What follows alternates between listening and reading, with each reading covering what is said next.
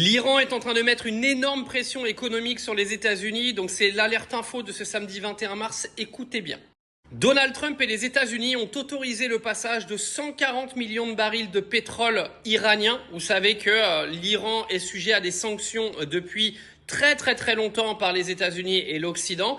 Et Donald Trump a décidé de lever temporairement ces sanctions pour permettre à 140 millions de barils de pétrole de passer sur les marchés mondiaux.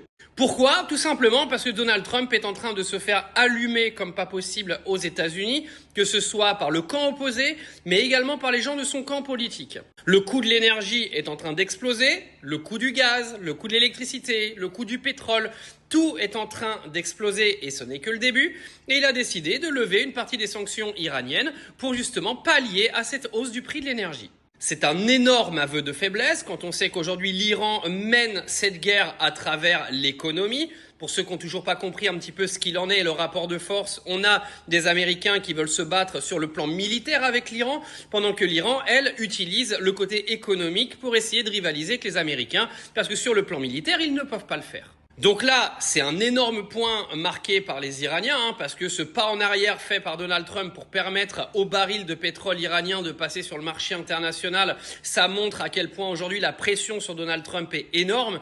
Il n'a absolument rien dans son contrôle, c'est moi qui vous le dis, quand un mec se pointe tous les soirs en conférence de presse après sa partie de golf pour vous dire que tout va bien, que les États-Unis vont gagner la guerre, etc., alors qu'il y a toujours des informations contradictoires qui circulent toute la journée sur ce qui se passe vraiment là-bas, et surtout quand on vient d'apprendre qu'il a levé une partie des sanctions iraniennes jusqu'à fin avril, on peut quand même se poser sacrément la question de qui a l'avantage dans cette guerre aujourd'hui.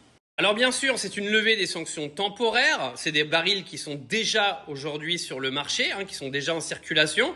Donc il veut permettre à ces barils d'être mis sur le marché international pour pouvoir faire baisser les prix de l'énergie et que tous les nouveaux pétroliers qui sortiront en fait du détroit, eux, ne seront pas en gros mis sur le marché. Mais ça, les gars, c'est que provisoire, parce qu'une fois que Donald Trump va se rendre compte qu'il s'est fait encore totalement fourrer et qu'il est en train, en fait, de créer un vent de panique aux États-Unis sur les prix de l'énergie, peut-être qu'à un moment donné, on se posera la question d'une levée totale des sanctions contre l'Iran. Comme ils sont en train de penser à faire une levée totale des sanctions qu'ils ont prises contre la Russie depuis l'invasion de 2022. Eh oui, car quand il y a un manque de pétrole, bizarrement, les personnes que tu as punies, il va falloir les sortir du coin. Et malheureusement pour ta gueule, c'est eux qui vont être les grands gagnants.